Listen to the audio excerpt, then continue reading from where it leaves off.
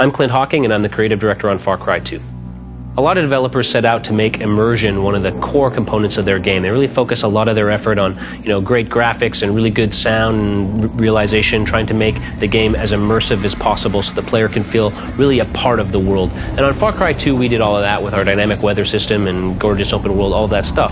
But what was more important for us was to immerse the player in the physicality of his avatar, to make him really feel like he is physically embodied in that world. So then he really feels the weather around him. He really feels the day and night cycle. He really feels like he's walking through these open savanna plains. He feels his physical presence in the world. Obviously, weapons are a really important part of Far Cry 2, and we really worked hard to make sure not only do we have sort of really punchy, firing and reload animations, but we also wanted to make sure that as the weapons degrade over time, you get to see the shaders become rustier and dirtier and muddier, and when the weapons jam and malfunction, you need to clear those jams, and you need to actually struggle with the weapon a little bit as it gets older. Eventually, you keep the weapon for too long, you keep using it even though it's worn out, it'll just blow up in your hands. So all of that's in service of really making the player feel a physical connection with the guns upon which his survival depends so heavily. Also, if you've got a 50 square kilometer open world, that means vehicles are really important, and we put the same amount of effort in making sure all of our vehicle animations were just as immersive and just as physical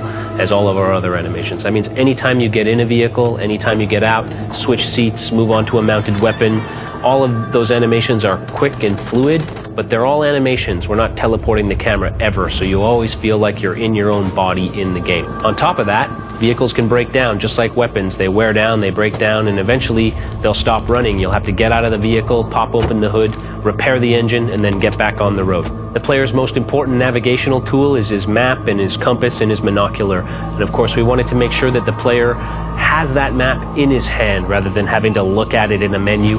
That means that the player can check his position at any time, he can navigate the world, he can see where he needs to go, see where his objectives are in the world using a paper map that he holds in his physical hands in the game world. Healing is another important way that we create a visceral connection between the player and his avatar. When you have a small wound, all you need to do is inject a syringe into yourself and you're good to go. But when you get a critical wound, you need to stop and perform first aid on yourself, and that can mean anything from pulling a piece of shrapnel out of your arm to, relocating a dislocated wrist or elbow or shoulder or all three. Again, the idea is to give the player that visceral punch that gives him a powerful connection between his own body and the body of the avatar. And that's really what immersion is about in Far Cry 2. It's about forging that bond between the player and the avatar, and about creating that same bond between the avatar and the world so that the player really feels like they themselves are walking around in that 50 square kilometers of open African savanna, free to explore it however they choose.